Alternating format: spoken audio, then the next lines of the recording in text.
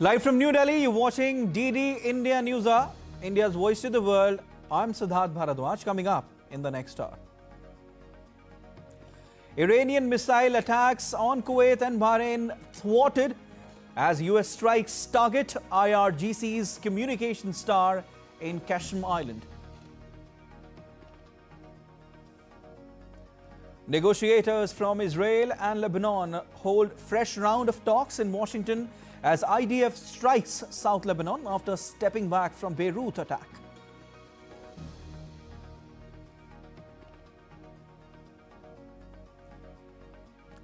Venezuela's acting President Delcy Rodríguez to arrive in New Delhi on 5-day visit to hold talks with Prime Minister Narendra Modi on entire gamut of bilateral relations. Good news for Indians travelling via Germany.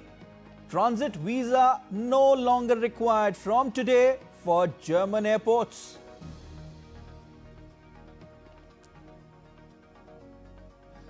And in sports, undefeated India set to face Bhutan today in a high-stakes SAFF Women's Championship semi-final showdown.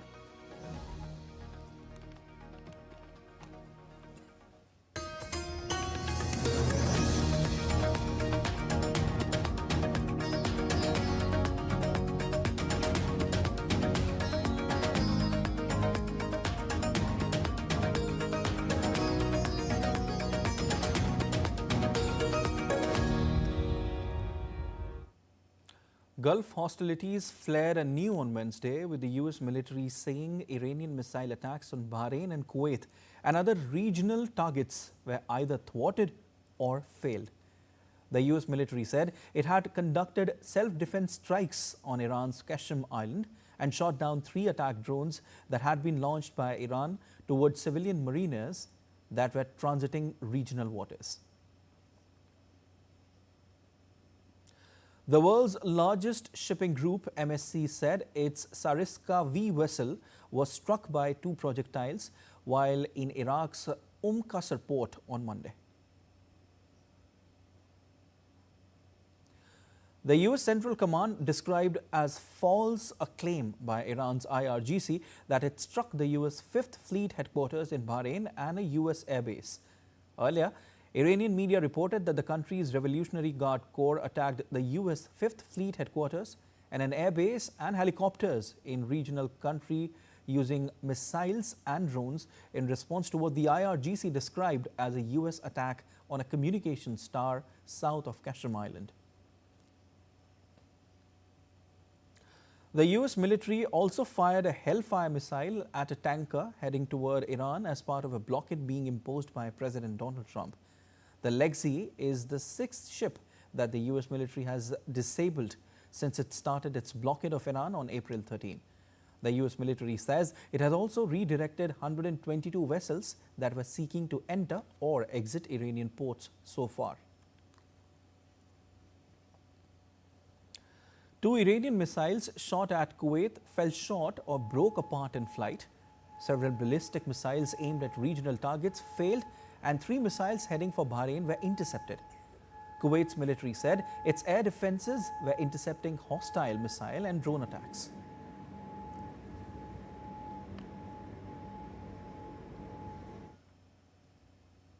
US Secretary of State Marco Rubio said that President Donald Trump's negotiating team has not offered Iran sanctions relief in exchange for reopening the Strait of Hormuz. He was testifying in Congress publicly for the first time since the Iran war began. Iran is being sanctioned because they've highly enriched uranium. Iran is being sanctioned because of their nuclear activities. If they agree to give up those things, there will be sanctions relief associated with their commitment and compliance with those agreements. You will not give sanctions relief just in exchange for reopening the strait. No, that's not been discussed. That's not been offered. While Iran's foreign ministry spokesman Ismail Baghai says that Tehran and Washington have reached understandings on many issues in exchanges over a deal to end the war, but warns an agreement is not imminent. These developments that became public over the past few days are the result of several weeks of talks. Therefore, it is correct to say that we have reached a conclusion on a large portion of the issues under discussion. But to say that this means the signing of an agreement is imminent, no one can make such a claim for the very reasons you yourselves mentioned. Israel and Hezbollah exchanged fire on Tuesday while Lebanese and Israeli envoys met in Washington for direct talks. Lebanon's state-run agency reported Israeli strikes on around 30 locations across the south on Tuesday. Hezbollah, meanwhile, said it had attacked Israeli troops in southern Lebanese territory but had not claimed attacks in Israel. While Israeli military said it intercepted 2 projectiles from Lebanon. Israeli Defense Minister Israel Katz subsequently said that Israel had established a new equation backed by Washington that his country would hit the Beirut suburbs if Hezbollah continued firing at Israel.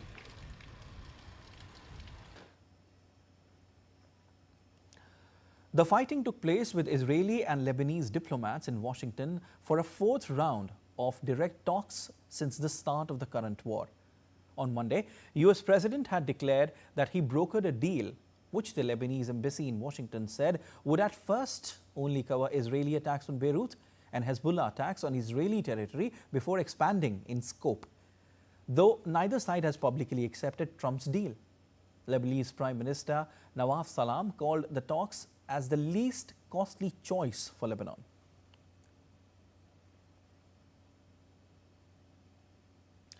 Israeli Prime Minister Benjamin Netanyahu has announced on Tuesday allocations over $4.5 billion to secure and develop northern communities along the Lebanon border. The package consists of 3 separate decisions. First, will see the deployment of 1,800 new protective shelters in public spaces, as well as the renovation of around 500 existing shelters to shield residents from incoming rockets and drones. The second decision allocates subsidies for the construction of safe rooms inside homes for residents living within 9 kilometers of the Lebanon border, while the third aims to develop the area in order to attract 100,000 new residents by improving health, transport, education and tourism infrastructure, as well as job opportunities.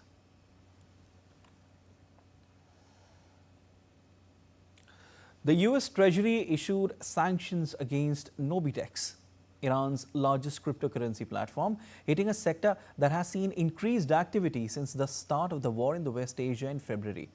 Nobitex handled roughly $5 billion in transactions from 2025 to March 2026.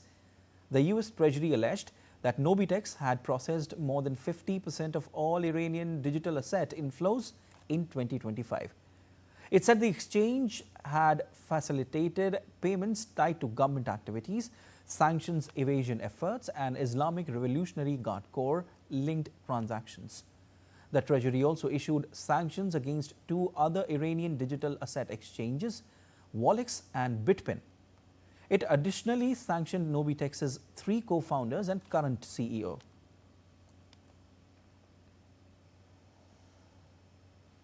Now to updates on Russia-Ukraine conflict. Ukrainian President Volodymyr Zelensky has warned of further strikes by the Russian forces after Moscow launched a major attack early Tuesday, firing hundreds of drones and dozens of missiles. Zelensky made the remarks in his nightly video address after authorities said the strikes on cities including Kyiv and Dnipro killed 22 people and injured more than 100. He urged his allies to continue working to ensure that Kyiv receives air defense missiles, the necessary systems, vital intelligence, and other resources that help save lives.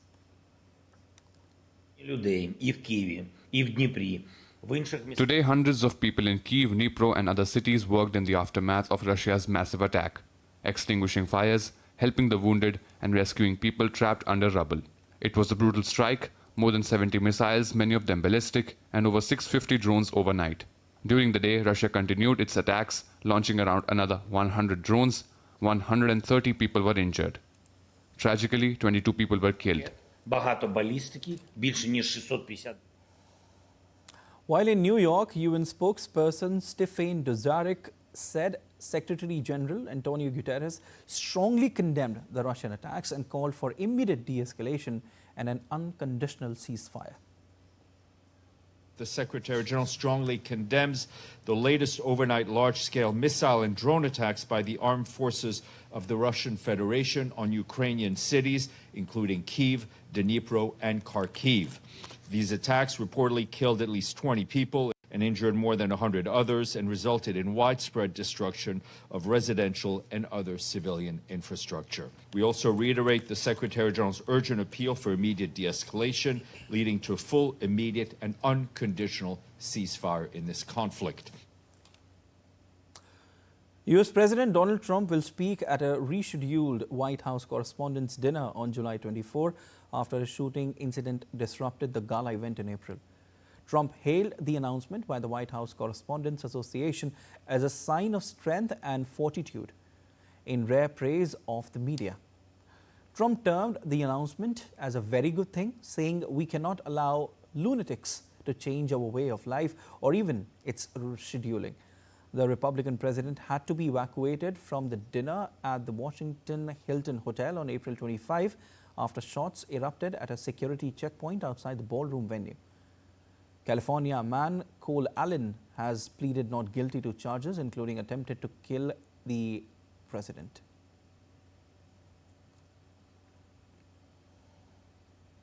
The U.S. Justice Department has dropped the plan to create a $1.8 billion compensation program.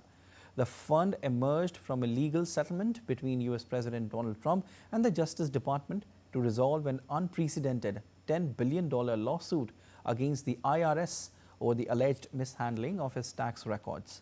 The agreement with Trump to bar future audits into his or his family's past tax records will remain in place.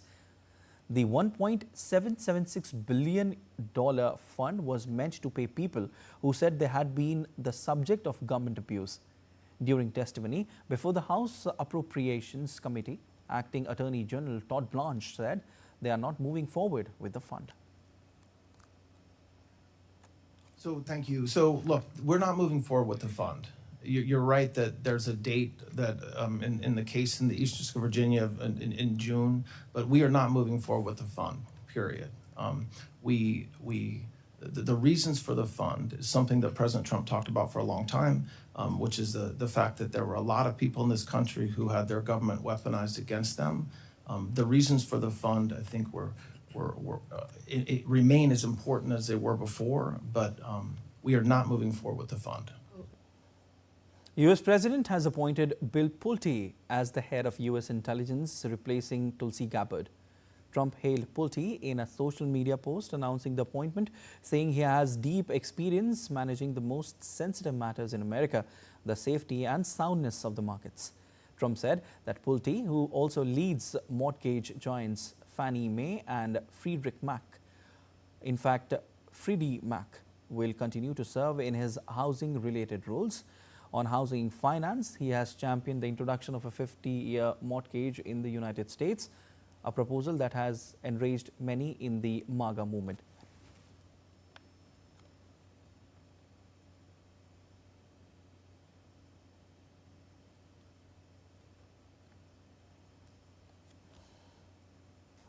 The Trump administration has formally appealed a judge's order for refunds of the U.S. president's global tariffs after they were struck down by the Supreme Court earlier this year. A refunds system handled by U.S. Customs and Border Protection has already begun to process repayments. $166 billion in revenue is at stake. Last month, the Customs and Border Protection said in a court filing that it was on track to process about $85 billion in repayments, with $20.6 billion approved for disbursement. But the latest appeal could potentially impact this operation. The agency estimated in March that more than 330,000 importers could be eligible for repayments. Hundreds of companies have sought to get their money back, including small businesses and major firms like delivery and freight giant FedEx and warehouse retailer Costco.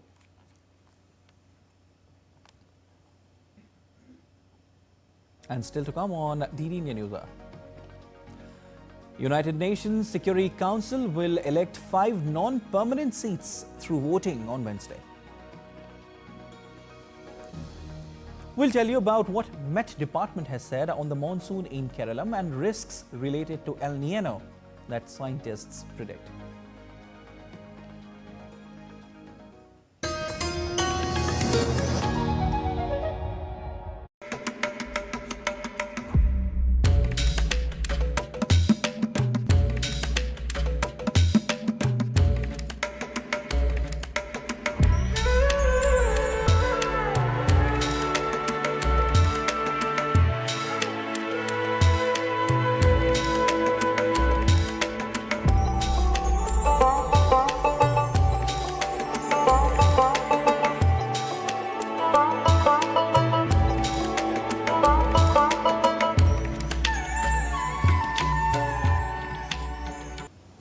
Neighborhood representatives, union leaders and social organizations gathered in El Alto, Bolivia on Tuesday and reaffirmed that protesters will remain entrenched at roadblock sites 1 month into disruptions that have shaken the country. Protests in Bolivia entered their 33rd day with at least 90 roadblocks across 7 departments, mainly in Cochabamba. Protesters, led by local and labor leaders, are demanding President Rodrigo Paz Pereira's resignation, release of detainees, reversal of austerity measures and action on rising living costs as the government considers emergency measures.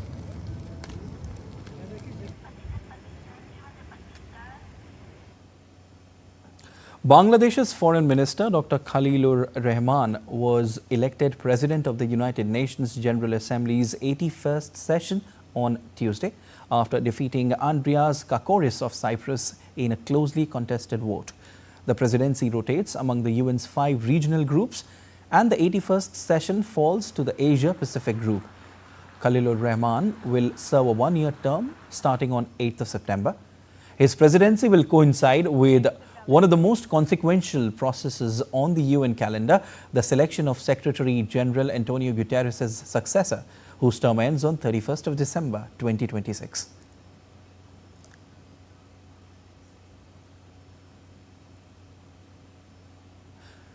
India's External Affairs Minister Dr. S. Jaishankar has congratulated Dr. Khalilur Rahman on his election. He said that he looks forward to working closely with him to advance shared priorities and strengthen multilateral cooperation. The United Nations Security Council will elect 5 non-permanent seats through voting on Wednesday. The 5 elected non-permanent members, known as the incoming 5, to replace members whose terms will end on December 31st, 2026. The members serving from January 2025 through December 2026 are Denmark, Greece, Pakistan, Panama and Somalia. These 5 were elected by the General Assembly in June 2024 and are now in the back half of their terms. The UNSC is composed of 5 permanent and 10 non-permanent members and is responsible for maintaining international peace and security.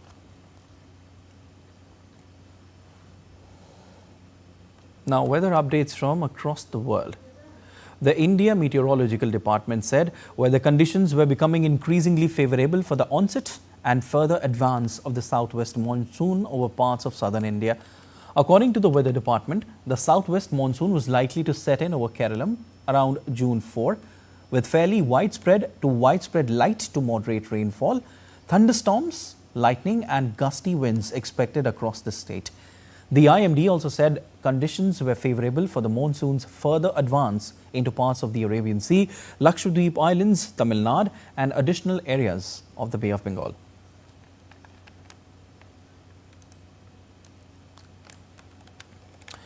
And DD India's Vivek Narayan joins us from Trivandrum for more on this. Hi Vivek, a very good morning to you. Vivek, what is the situation there right now? I want to ask you, and any latest update from the Weather Department?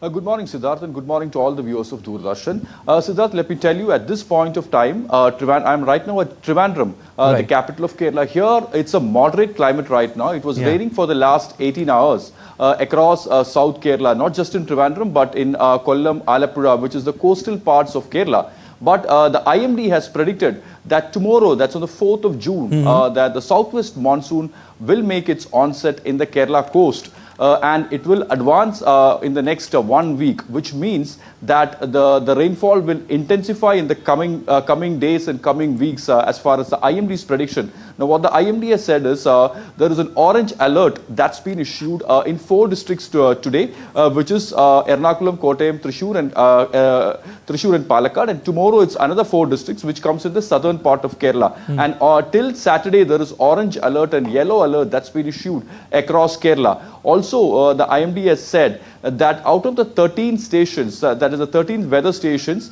all the 8 stations, there has been a continuous rain of 2.5 centimeters that's been witnessed. Now, this is actually the parameter which actually decides whether, when the onset of monsoon comes. Now, what the IMD says is that, there has been continuous rainfall for the last few days, and if it continues for the next 2 days, that is today and yesterday, if it persists today and yesterday, then tomorrow will be the onset of monsoon, that's southwest monsoon. Also, the weather department has predicted flash floods and also power outages across Kerala, especially in the central parts of Kerala in Idukki and Ernakulam. And the IMD has issued warning to the fishermen living in the coastal area not to venture into the sea at least for the next 2 weeks, because as per the predictions, the first 2 weeks of monsoon, southwest monsoon, is going to be very strong, and it could actually lose its strength in the coming months, which means that the El Nino effect which is predicted is going to persist, and that could actually reduce the intensity of the rainfall in the coming days. Now, whether the rainfall will be better as compared to 2025, we still don't know, but the prediction says that it is going to be a below normal rainfall as far as 2026 is concerned. And if that is the situation, then it could be, it will not be a good news, especially for the farmers who are depending on this rainfall, especially the paddy farmers in South India, in Kerala, Karnataka, Tamil Nadu, Andhra Pradesh. They are expecting a heavy rainfall, at least during the southwest monsoon time, and after that, if it reduces also, that's okay. But the IMD predicts that it is going to be a below normal rainfall, and tomorrow morning, that's on the 4th of June, the onset of monsoon is going to happen, and it is going to be rainy days as far as the Kerala is concerned, at least for the next 15 days. Okay, Vivek, I think you've given us all the details related to the monsoon there in Kerala, but we'll keep taking updates from you. As of now, we leave it there. Thank you so much. Meanwhile, for northern part of India, the Met Department has issued an orange alert for thunderstorms and lightning till June 5th. Similar alert is also in place for west and central part of the country, including Rajasthan, which is likely to witness dust storms accompanied by hailstorms, while heat wave conditions will continue in eastern state of Odisha.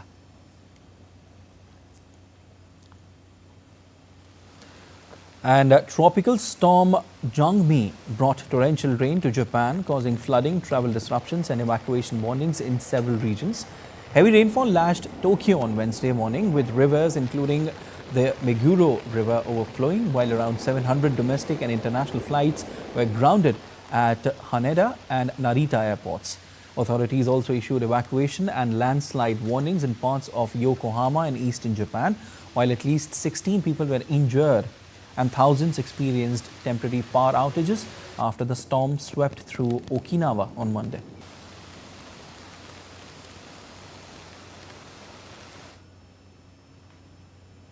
As temperatures soar across India, attention is turning to a developing El Nino pattern over the Pacific Ocean that could influence weather conditions in the months ahead. Temperatures across India are climbing to unbearable highs, while thousands of miles away, another force is gaining strength over the Pacific Ocean. It's El Nino, a recurring climate pattern that increases the surface temperatures of the Pacific Ocean and disrupts weather systems worldwide, often triggering extreme heat and irregular monsoons. The El Nino was meant to be like it was. I think it had different names. It was happening earlier also, but now it's about when your surface temperature of the oceans, especially on the Pacific, for us, it rises above a certain limit. That immediately starts affecting our the various countries around it, and of course the South Asia being closest, and all the Pacific areas, etc. Here in India, the heat is already carving out its victims. But rising temperatures are only part of the problem. Experts say rapid urban expansion is amplifying heat stress across Indian cities.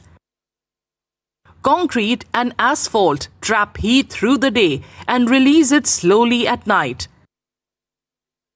Shrinking green spaces reduce natural cooling, while faulty building plans ignore the need for ventilation and protection from extreme temperatures. With volatile weather patterns and punishing summers, India's battle is no longer only against scorching daytime temperatures. It is also against hot nights, heat-trapping cities, and a climate crisis that is no longer a distant threat, but part of everyday life.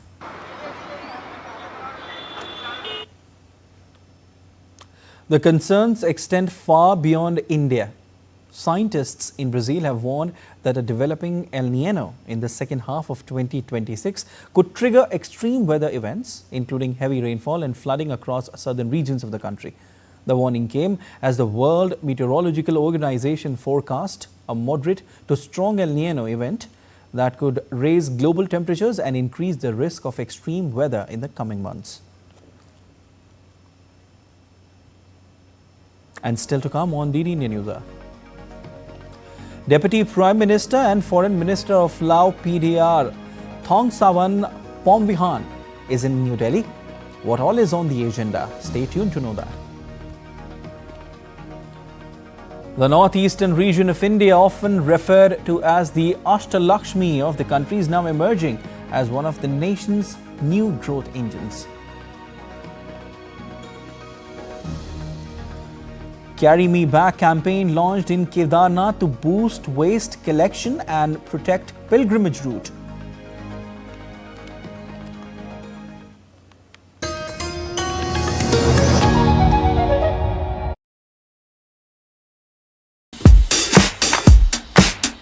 Goa, an adventure paradise like none other.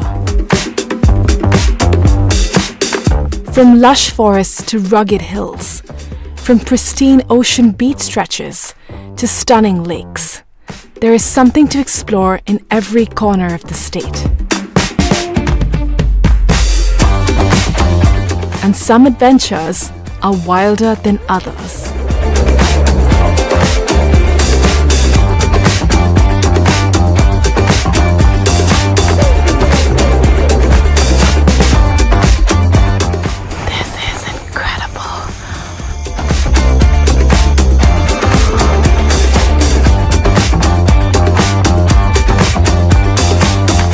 Watch Postcards from Goa on National Geographic.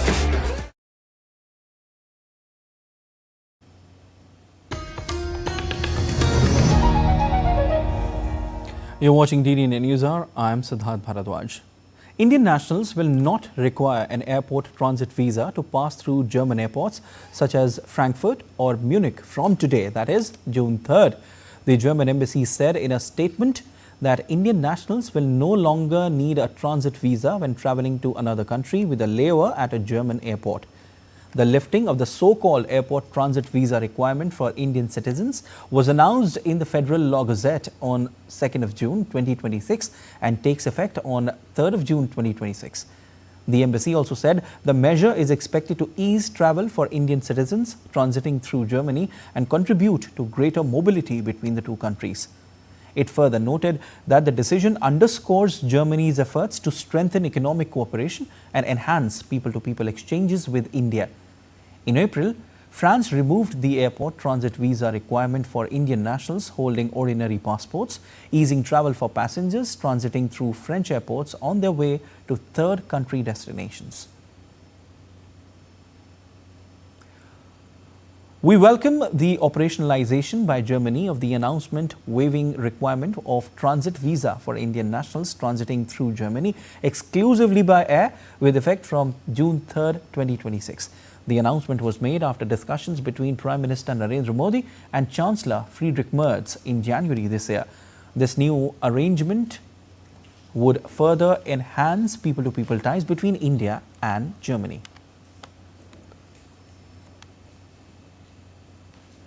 Venezuelan acting President Delcy Rodríguez will begin her working visit to India from today, during which she will hold bilateral discussions with Prime Minister Narendra Modi. The discussions would involve the full spectrum of India-Venezuela relations and explore avenues for further cooperation in areas of energy security, trade and investment, pharmaceuticals, healthcare, transportation and renewable energy. Besides, the Venezuelan delegation will visit several sites connected with energy, pharmaceuticals and auto sectors to gain insights into India's technological and industrial capabilities and to explore opportunities for collaboration. Indian PSUs have made significant investment in Venezuela in the energy sector, and they are keen to explore opportunities for further enhancing their presence. India and Venezuela enjoy warm and friendly relations underpinned by cooperation in the energy sector, trade and shared commitment to the global south.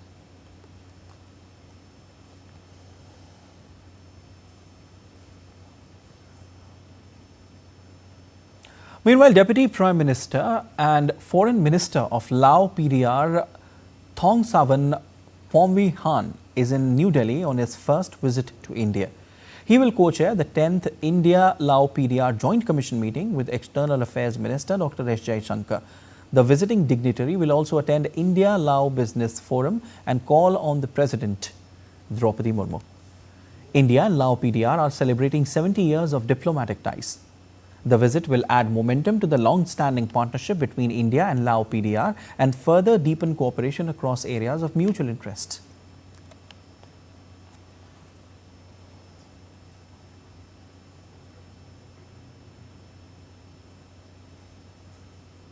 External Affairs Minister Dr. S. Jaishankar on Tuesday congratulated his Mexican counterpart Roberto Velasco Alvarez on his appointment. The two leaders agreed to strengthen our bilateral cooperation and work closely in multilateral forums. Mexico's President Claudia Sheinbaum appointed Alvarez as the country's new foreign minister. The appointment marks a generational shift, with Velasco at 38 years old, almost half the age of his predecessor.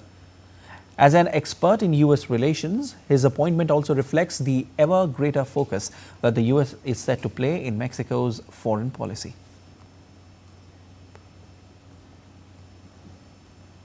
Over the past 12 years, under the leadership of Prime Minister Narendra Modi, India's northeast has witnessed an unprecedented shift from a remote periphery into one of the nation's premier growth engines.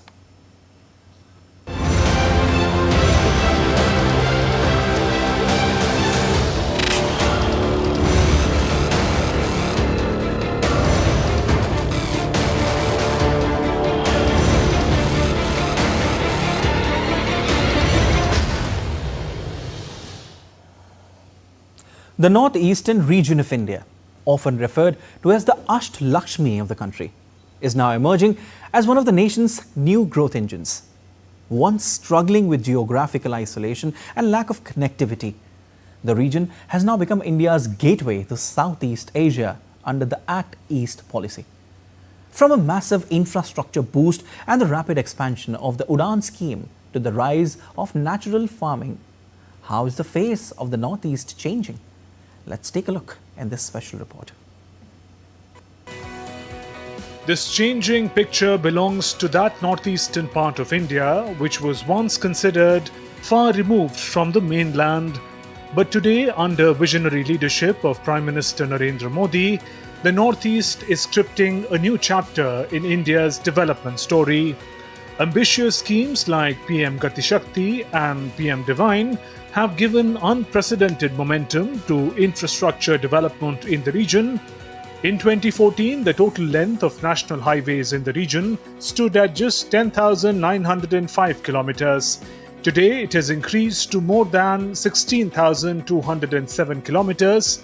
Whether it is Arunachal Pradesh's historic Sela Tunnel, providing all-weather connectivity, or Mizoram's Bairabi-Sairang railway line, for the first time, the capitals of the northeastern states are being directly connected to the national railway network.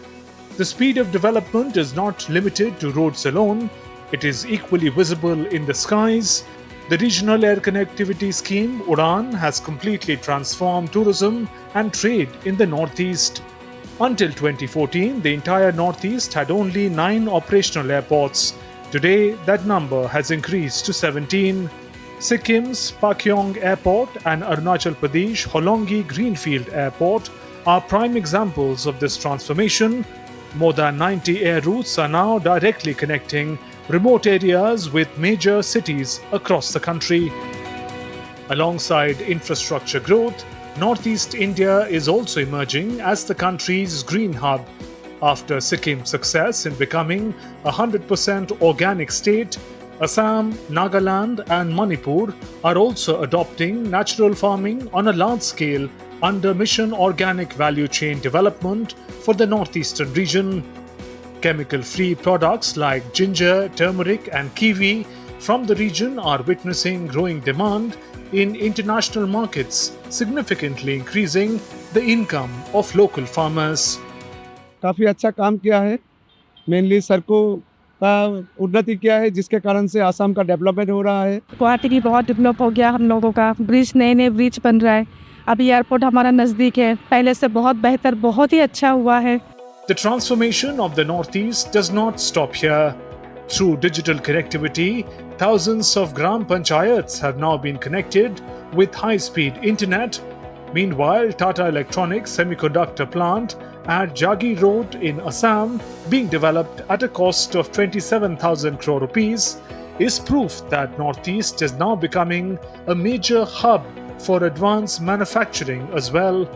Modi सरकार के 12 वर्षों के दरमियान हुई विकास व तरक्की के कारण लोगों को खुद को दिल्ली से जोड़ने, राष्ट्र के अन्य राज्यों प्रांतों से जुड़ने के लिए एक मौका उपलब्ध हुई है। Over the past 12 years, violence in the Northeast has seen significant decline. Between 2014 and 2024, incidents of violence reduced by nearly 70%, falling to 3,428 cases. Civilian deaths declined by 89%, while martyrdom of security personnel dropped by 70%. During these 12 years, the Modi government signed several major peace accords in the Northeast, leading to more than 10,500 militants surrendering arms and joining the mainstream. For decades, the Northeast remained affected by insurgency and internal conflicts. However, peace initiatives launched by the government since 2014 have drastically changed the situation. As a result, the process of withdrawing the Armed Forces Special Powers Act from several areas has also begun. The central government and northeastern state governments have signed historic peace agreements with several insurgent groups. A total of 12 peace accords have been signed with major militant organizations, and over 10,000 militants have laid down arms to join the mainstream. The Bodo, Karbi, Anglong and Bruriang agreements stand as strong examples of this success. Certainly, the changing face of the Northeast proves that with the right policies and strong determination, even geographical challenges can be transformed into opportunities for growth. This transformation of Ashtalakshmi reflects the capability and potential of a new India.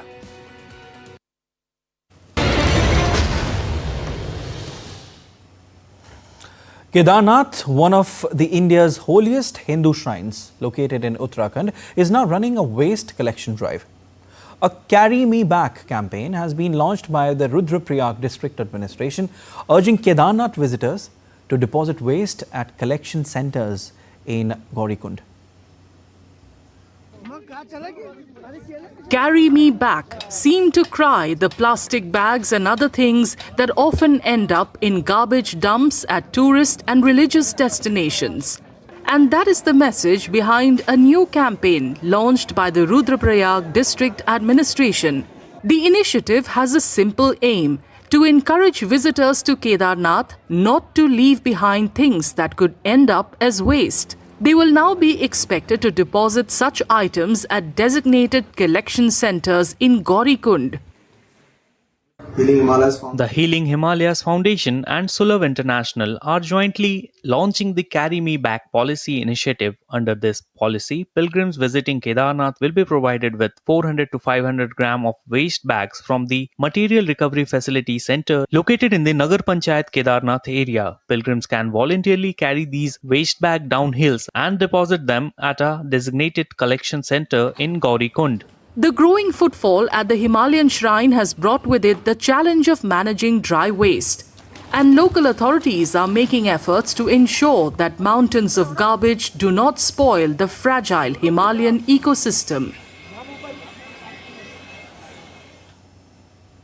And still to come on DD India News. RBI MPC begins 3-day policy meeting in Mumbai, will announce its decision on 5th of June. Alexander Zverev reaches French Open semi-finals, sets up clash with Jakub Mensik.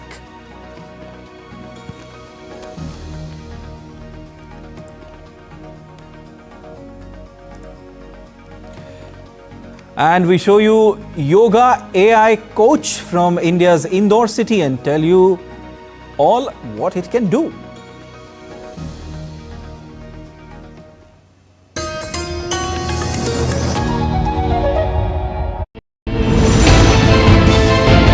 Geopolitics and trade deals. Economic challenges amid development. Hard work and the path to prosperity. It's the economy always. Between walkers, money is what money does and says. Supply creates its own demand. Between the bulls pulls and bears tears. When supply chains globalization and India rises to the podium. We'll get you centered with the economic brief at 8 p.m. every Thursday on DD India.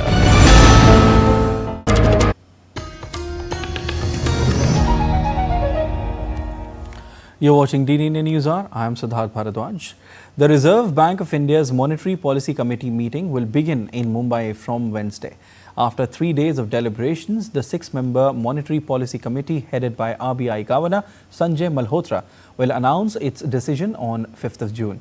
In April, the Reserve Bank had kept its key policy rate unchanged, adopting a cautious wait-and-watch stance as policymakers assessed the fallout from the West Asia conflict on energy supplies, inflation and growth.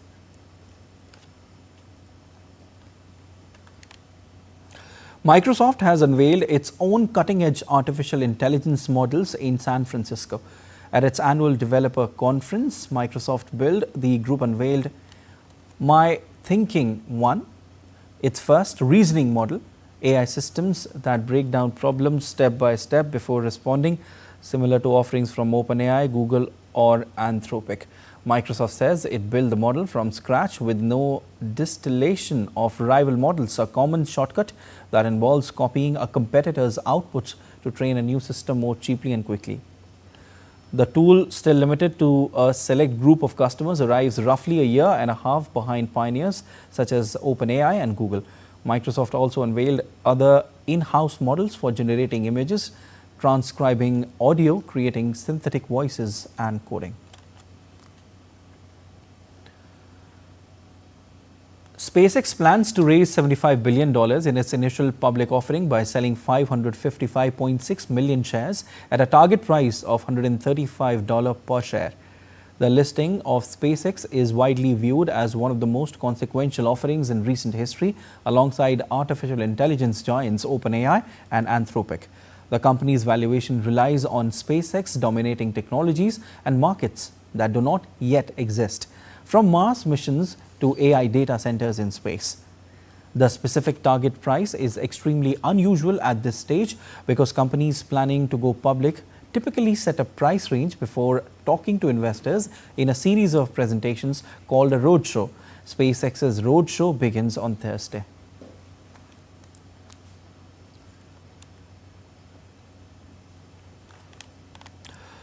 You're watching DD News. Our time now for some sports news. And India will look to edge closer to reclaiming the SAFF Women's Championship crown when they face Bhutan in today's second semi-final at the Pandit Jawaharlal Nehru Stadium in Goa. The five-time champions enter the knockout clash in high spirits after topping Group B with maximum points. They opened their campaign with a ruthless 11-0 victory over the Maldives before comfortably blanking the defending champions, Bangladesh, 3-0. Further boosting the hosts' title hopes is the timely arrival of star forward Manisha Kalyan. The 24-year-old joined the squad after being released by her Peruvian club for the June FIFA international match window. India head into the contest as favourites, ranked 69th in the FIFA rankings, nearly 100 places above Bhutan, who occupy the 164th position. Alexander Zverev continued his quest for a maiden Grand Slam title as he recovered from a shaky start to brush aside Spanish teenager Rafael Nadal and reached the the French Open semi-finals. The German second seed rallied from a breakdown in the opening set to secure his place in the Final Four at Roland Garros for the fifth time in 6 years. With the injured Carlos Alcaraz absent, and both world number one Jannik Sinner and 24-time Grand Slam champion Novak Djokovic already eliminated, Zverev now holds a golden opportunity to finally claim a major trophy.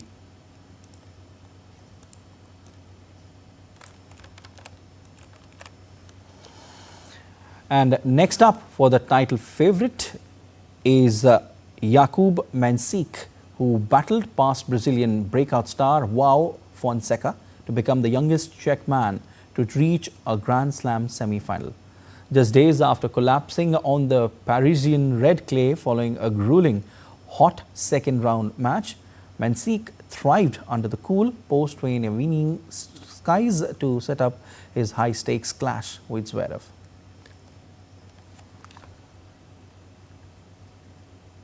And Marta Kostyuk reached her maiden Grand Slam semi-final with a win over Elina Svitolina in all-Ukrainian last 8 clash at the French Open. This was the first time in the Open era that two Ukrainians were playing each other in the quarterfinal stage of a Grand Slam. An emotional Kostyuk dedicated her achievement to all the Ukrainian fans in the stands who witnessed the historic clash. Kostyuk held her nerve in a thrilling 3-setter to become the first Ukrainian woman to reach the last 4 stage at Roland Garros. Kostyuk will now face Russia's Mira Andreeva in the semi-final on Thursday.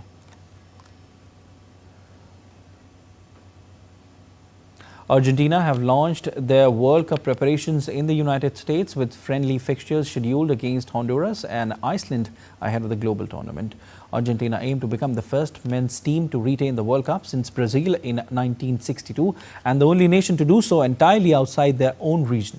The squad has successfully retained the core group that captured the 2022 crown, defended their Copa America title in 2024 and eased through the South American qualifiers. Legendary footballer Lionel Messi trained separately during Argentina's first practice session as he continues his recovery from a hamstring issue. Messi has been sidelined since May 24 but is expected to regain full fitness in time for Argentina's World Cup opener against Algeria on 16th of June.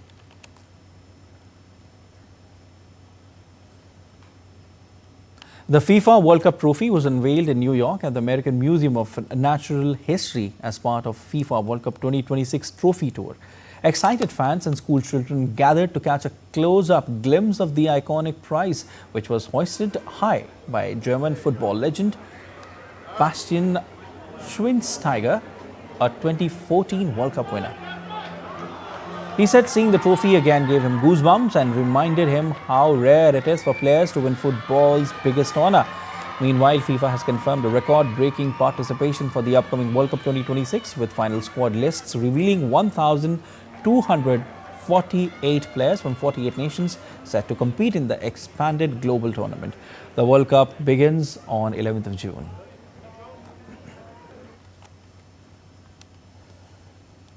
A city-based technology institute has come out with a yoga AI coach which can distinguish between correct and incorrect yoga postures and guide a practitioner in real time.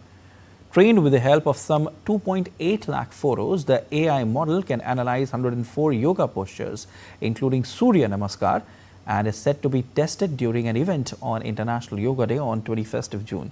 The AI yoga coach was developed by researchers at the state-run Sri GS Institute of Technology and Science.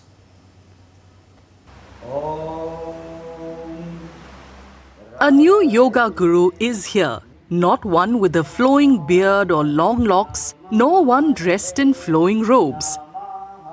The unlikely mentor sits on a computer screen in the form of an artificial intelligence agent. Yoga practitioners may now have to be more careful about even the slightest mistakes in their postures. That is the claim researchers at the Indore-based Sri Govindram Seksaria Institute of Technology and Science have made. They have developed what they call a yoga AI coach. This guru uses deep learning and AI technology to accurately analyze body angles and yoga postures in real time. It can then immediately point out mistakes, something as small as a hand position being off by even a degree. The researchers say it will make learning yoga truly fruitful. Yoga AI coach इसमें हमने actual में AI में use किया है deep learning and agentic AI. इसका करीब हमने 2,80,000 images से मॉडल को ट्रेन किया, डीप लर्निंग के मॉडल को ट्रेन किया एंड उसमें हम अभी तक 104 इमेज के वो योगा के पोज जो होते हैं उनको आइडेंटिफाई किया और अभी कंटिन्यूअस हमारे मॉडल की ट्रेनिंग चल रही है। हमारे इस एआई कोच में एंगल का बहुत इंपॉर्टेंस है। Yoga trainers find the AI agent useful, at least for now, as it has shown its ability to monitor postures more accurately than a human being. इस ऐप की काफ़ी मदद मिल रही है। कई बार हम योग सिखाते हैं तो व्यक्ति भूल जाता है, पर इस ऐप के माध्यम से वह घर पे भी योग अभ्यास कर सकता है और अपने पोस्चर सुधार सकता है। Those learning yoga also find the yoga AI coach quite helpful. The AI model continues to learn and improve. Will it threaten the jobs of actual yoga coaches and replace them? Perhaps not in the near future, but who can really tell? The research team says future plans include expanding the technology to monitor gym workout postures as well.